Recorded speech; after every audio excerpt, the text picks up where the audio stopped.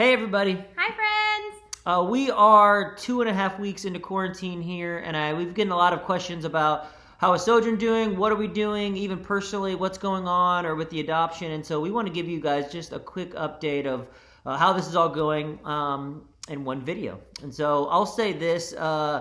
Sojourn is still happening, so if you don't know, 2.5 weeks ago, our spring break was canceled, which was kind of the first time we realized how serious everything was. And so hours, probably hundreds of hours of all of our staff working together to go to Mexico got canceled hours before we were about to meet to go. And so that was really hard, but some really cool things are happening even through the trying things that we're going through in Ministry 1. We've had students donate the rest of their money from their trip to INH still down in Mexico. We've had students still wanting to send letters and mailings and videos and all this stuff to the girls down in Mexico, which is phenomenal. Some really cool things are still happening even through the midst of students kind of going through chaos right now.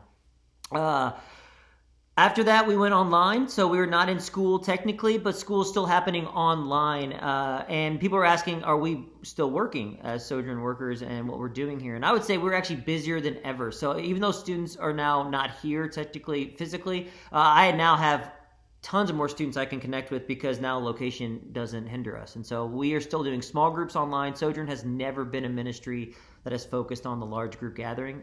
It's a plus if we get lots of students, but we've always focused more discipleship, one-on-one, working with students. And so because of that, our small groups are still happening every single week. Our one-on-ones and discipleship is still happening every single week. And we're still doing our fun nights. So we had a virtual scavenger hunt last week where about 40 students showed up for that online. And then tonight we're doing a murder mystery. So we're excited about stuff like that. So we're still trying to be creative in order to gather students, but God is still working. And we just want to share this too.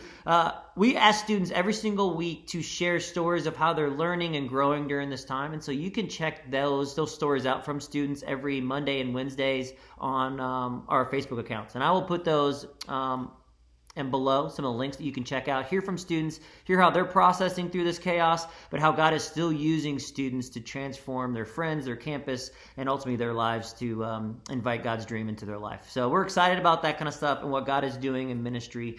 And lastly, let me just say this about fundraising. I'm trying to check in with you guys, how you guys are doing, because you guys have supported us for so many years. We now, there are people way worse off than we. And so we want to check in with you. Any way we can support you, love you, pray for you, please text us, email us, respond back to this video. We want to be present in your lives, even though we are far away and virtually still connected though. So that's what I want to say about that. I want to give you guys a little update. We've had a lot of questions about our adoption process as well. I will say this has been probably the most heartbreaking and difficult part of the coronavirus for us up to this point. Adoption stuff with Ukraine has been completely paused. We have no end date. Right now, they're saying that the Ministry of Social Policy may reopen in Ukraine on April 18th, but that's the third pushback date they've given so far in this process, and chances are there will probably be more. So April 18th is more just like a tentative situation right now. If and when that does happen, our dossier will be submitted that day, whenever it does open up again. We've already completed everything on our end. We are continually having to re-update documents as they expire throughout this process, which has been kind of a bummer. But at the same time, we have the time to do that, and we're really thankful for that opportunity. We have connected with both kids regularly. They are doing super well. They are safe. They are taken care of, and we are so grateful for that. We love every chance we get to talk to them. They can't wait to get home. They're still crazy. Yeah, they're still crazy. But we're really happy to know that they are safe and cared for, and we will be bringing them home as soon as possible. Can't thank you guys enough. Like I said, 9 years we've been here doing this, doing ministry in the trenches, and you guys have been with us every step of the way. So we can't thank you enough. Any way we can help you, support you, please don't hesitate. Thank you guys. Thank you.